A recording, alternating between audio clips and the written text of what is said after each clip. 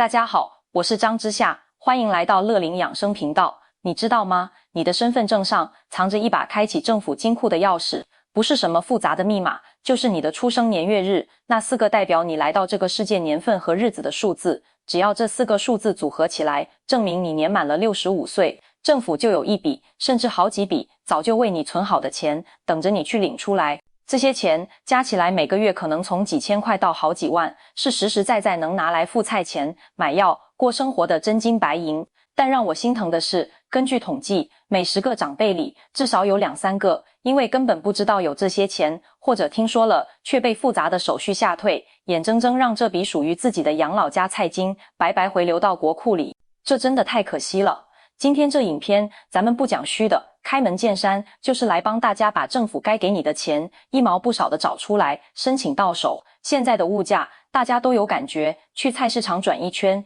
，1000块一下子就没了。如果每个月能多出几千甚至上万的稳定收入，生活品质马上就不一样。如果你也不想错过这笔你年轻时纳税为社会付出所应得的回馈，现在就在评论区打出我要领钱4个字，给咱们频道点个订阅。首先，咱们一定要建立一个最根本的观念，你身份证上那4个数字，出生年月日，特别是年的部分，就是你领取所有这些老年福利的黄金入场券。在台湾，法律白纸黑字规定，65岁是一条最重要的分水岭，跨过这条线，许多专属的福利大门就为你敞开了。我常常听到很多长辈跟我抱怨，之夏啊，我隔壁那个老林每个月领2万多，怎么我去问，人家说我只有3000多可以拿，是不是公所的人偏心啊？亲爱的，真的不是偏心，这背后的差别，关键在于每个人年轻时走过的路不一样，也就是你以前的投保记录、工作 history 完全不同，政府设计的这套安全网是分门别类的。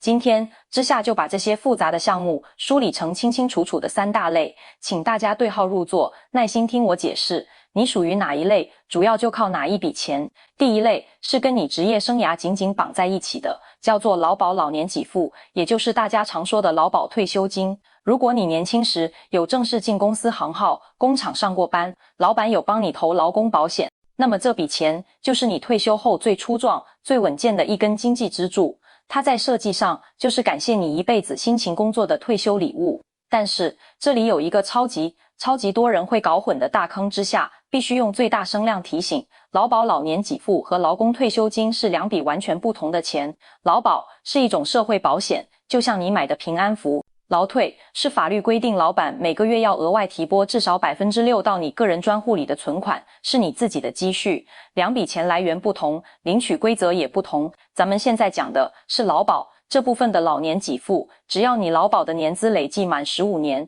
而且年纪到了65岁，恭喜你，你就具备了按月领年金的资格。这个月领金额怎么算呢？它会取你投保期间薪水最高的那60个月的平均月投保薪资，按照你的总年资去打一个折扣，算出来就是你每个月能领到的数目。年资越久，投保薪资越高，领的就越多。这里之下要分享一个非常关键但很多人不知道的策略选择，劳保老年给付除了按月领，其实还有一次领的选项。如果你觉得身体状况不太好，或者家里有急用需要一笔现金，你可以选择一次把它全部领出来。但是我必须用过来人的经验，非常慎重地告诉你，经过精算师精密计算，只要你选择月领，领超过8年，你领到的总金额基本上就会超过一次领的金额。而且月领还有一个无敌的好处，它会跟住消费者物价指数联动调整，意思是现在一个便当80块，10年后可能120块，你的月退金也会按比例往上调，帮你对抗钱变薄的压力。所以之下强烈建议，只要身体还硬朗，一定要选月领，这才是真正的活到老，领到老，政府替你做的最长远规划。接下来的2类是专门为那些没有劳保的长辈准备的救命绳，叫做国民年金、老年年金，咱们俗称国保。这笔钱是很多为家庭付出了一辈子的家庭主妇、主夫，或者年轻时打零工、摆路边摊、自己做小生意，没有固定老板的朋友最容易忽略甚至误会的一笔宝藏。我猜很多姐姐阿姨一定收过国民年金保险费的缴款单，一看，哎呀，一个月要缴1000多块，心想我都没在工作了，还要缴钱，一心疼就把缴费单撕掉或丢掉了。之夏今天握住你的手跟你说，千万千万不要再撕掉了。国民年金有一个镇国之宝级的条款，叫做 A 式计算公式，只要你没有欠缴保费，而且同时没有领取其他的社会福利津贴，政府就用 A 式算给你，保证你每个月至少可以领到3772元以上的基础保障金。这个数字是法定的基本保障额度。神奇的是，哪怕你国保只缴过短短几年，只要符合 A 式资格，这个3000多块是可以一直领到你100年之后的。你想想看，现在去哪里找一个这么稳健的投资，每个月固定给你3000多块的买菜钱、零用金，这几乎是白送的保障啊！但是天底下没有白吃的午餐，这个 A 式福利有一个绝对不能踩的红线，你不能欠费，哪怕你只欠了1个月的保费没缴，对不起，你就只能适用 B 式计算公式。B 式完全看你的总缴费金额和年资去算，金额通常会比 A 式少一大截，可能只剩下1-2千块，甚至更少。所以之下在这里要急切的呼吁，如果你现在已经接近65岁，之前国民年金的缴费单来来去去，积欠了一些费用，请你现在马上想办法去筹钱补缴，或者亲自去一趟劳保局申请分期付款补缴。为了换取未来每个月至少3700的终身收入，现在把欠费补上，这个投资报酬率高到吓人，绝对比你把钱定存在银行里要划算1000倍、10000倍。第三类钱性质又完全不同了，它不看你的工作历史，也不看你缴了多少保费，而是看你现在过得好不好。这就是中低收入老人生活津贴，这是一笔纯粹的社会福利，每个月发放的金额从3800多元到7700多元不等。对于经济比较吃紧的家庭，这笔钱真的非常补，是雪中送炭。可是太多长辈一听到中低收入审查就直接打退堂鼓了，他们跟我说，之下不行啦，我名下有间房子，怎么可能算中低收入？或者说我儿子有在上班，收入不错，我肯定申请不到。错了，这就是最大的资讯落差，也是政府审查制度里充满人情味的排除条款。请你仔细听好。第一，关于房子，如果你和家人住的这栋房子是你们全家唯一的住宅，而且它的公告限值在一定金额以下，那么这栋安身立命的房子在计算你的财产时是可以完全不算进去的，政府不会因为你有一个遮风避雨的家就认定你很有钱。第二，关于子女，这是卡住最多人的关卡。老一辈观念里，嫁出去的女儿，她的财产和收入好像也要算回娘家来评估，但现在的法规早就改了。如果你的女儿已经结婚，没有和你们父母同住在一起，实际上也没有负担你们的主要生活费，在法律上你是可以主动向公所申请，将这个女儿的资料排除在家庭计算范围之外的。这一点至关重要，很多长辈就是因为旧观念，或者承办人员没有主动告知，资料一送进去，把女儿女婿的收入一并计算，总额马上超标，申请就被驳回了。如果你过去曾经因为名下有房或子女收入高被拒绝，之下强烈建议你带上最新的户籍和财产资料，再去户籍地的区公所社会课重新试算一次，很可能就会迎来不一样的结果。讲完了这3大类最主要的，每个月固定会进账的养老本金，咱们来看看各县市政府额外加码的红包和隐形省钱大招。这些钱虽然不见得月月有，但积少成多，一年下来也是好几千甚至上万，不拿白不拿。首先登场的是重阳敬老礼金，这个福利完全看你的户籍落在哪里，从6都的台北、新北、桃园、台中、台南、高雄到各县市，规定五花八门，通常是65岁以上就有，金额从几百块、1000块到几千块，甚至有些县市对100岁人瑞发到上万元。这里面有一个技术活，之下偷偷告诉你，如果你的子女住在某个县市，那边的重阳金发的特别大方，或者整体老人福利特别好，你可以认真考虑把户籍迁过去和子女放在一起。但是关键来了，很多县市为了防止大家临时搬家领红包，都设有涉及时间的门槛，比如要求你要在重阳节前夕涉及满6个月或1年以上才有资格领，所以这是一个需要提早规划的行动，千万别等到重阳节前1个月才想到要迁户口，那肯定是来不及的。再来是老人健保补助，这个也是一县一政，像台北市、高雄市这些直辖市，对于65岁以上且最近1年申报的综合所得税税率在 5% 以下的长辈，政府会直接帮你负担健保费，每个月最高补助826元。这笔钱的好处是，你通常不用主动申请，社会局会把符合资格的名单提供给健保署，然后你就会发现你收到的健保缴费单金额变成了0元，或者是健保署直接从你的退休金账户抵扣时已经把这部分减免掉了。如果你的户籍条件符合，但每个月还在乖乖的缴全额健保费，那你可能亏大了。赶紧去区公所的社会课问清楚，如果之前多缴了，还可以申请退费呢。接下来，之下要介绍2个隐形的福利，他们不是直接给你现金，但能帮你省下大笔开销，等于是另一种形式的赚钱。第一个是假牙补助，年纪大了，牙齿松动、掉落，吃东西都不香，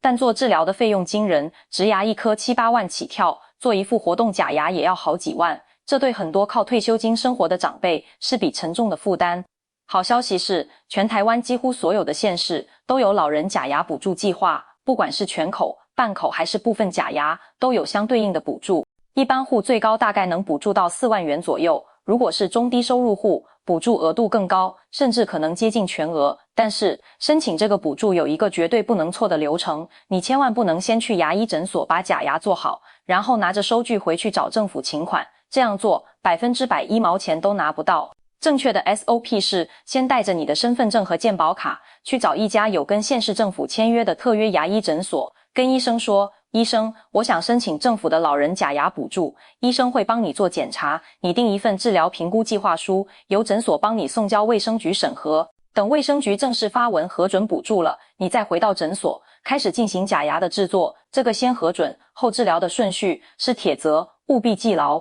第2个是敬老爱心卡，这张小卡片威力无穷，很多长辈以为它只能拿来坐公车、搭捷运，早就不止啦。以台北市为例，每个月自动储值480点，这480点不仅可以搭公车捷运，还可以拿来折抵计程车车资，甚至可以去台北市的运动中心扣点使用，或者租借 U-Bike。其他县市的敬老卡功能也越来越强大，有些可以到合作的超市、药妆店折抵消费。我常常看到很多阿公阿嬷皮夹里有这张卡，但除了搭公车，其他时候都让他躺在里面睡觉。你要知道，这每个月的点数是当月有效，月底归零的，不会累积到下个月，这就等于是政府每个月发给你几百块的交通娱乐津贴，如果你不用，它就白白消失了，多浪费啊！之下建议大家出门买菜、去看医生、去公园散步，只要能刷卡的地方就尽量用，把这些点数用得彻彻底底，才是会过日子的聪明长辈。说了这么多项目，我知道屏幕前的你可能有点晕了。之下啊，我到底该从哪里下手？会不会漏掉什么？别担心，我帮大家整理了一套傻瓜也能懂的申请流程，你只要按住这4个步骤走，该是你的钱1毛都跑不掉。第1步，盘点自家底细，拿出你的身份证，确认生日，看是不是真的满65岁了。然后找出你的银行存折，回想一下自己过去的工作经历，是在公司工厂上班到退休的，还是主要在家打理家务或做小生意，先对自己有个基本分类。第2步，检查户籍与住址，确认你的户籍地和实际居住地是不是同一个地方，特别是有些独居或跟子女住在不同县市的长辈，常常户籍在 A 地，人住在 B 地，这很重要，因为很多福利通知单，尤其是重阳礼金的通知，都是直接寄到户籍地的地址。如果您人不住那里，信箱满了也没人看，就可能错过领取的时限。最好的办法是亲自或请家人帮忙，去户籍地的区公所，在资料上留下一个通讯地址或子女的联络电话，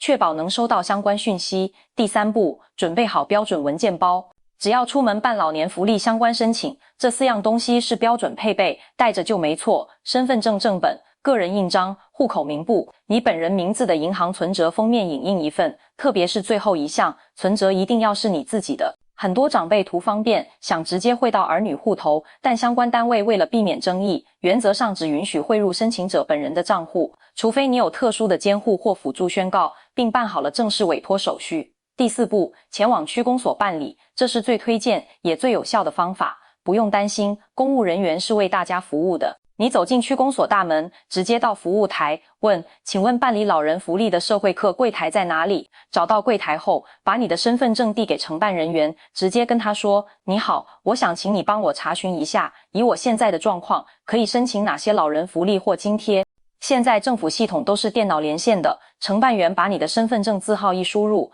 你符合资格的劳保、国保、中低收入户资格，甚至一些地方津贴，荧幕上大概就一目了然了。这比你自己在家上网查半天，或听邻居转述要准确、快速许多。在这里，之下要特别补充一下关于农保和老农津贴。如果你是一位辛苦了一辈子的农民朋友，你有参加农保，那么老农津贴是你值得了解的福利。现在每个月金额已经调整到8110元了。它的领取条件相对明确，只要你农保持续加保时间满15年，年纪到65岁，基本上就可以开始领。但是要特别注意一个叫做排付条款的规定，它会看你的非农业所得，比如银行的利息、股票的股利，还有你名下那些不是农地或农舍的房地产价值有没有超过规定的标准。如果超过，津贴可能会被减少，甚至不能领。这部分如果有任何疑问，最直接、最正确的办法就是去你当地农会的保险部询问，他们会给你最清楚的解答。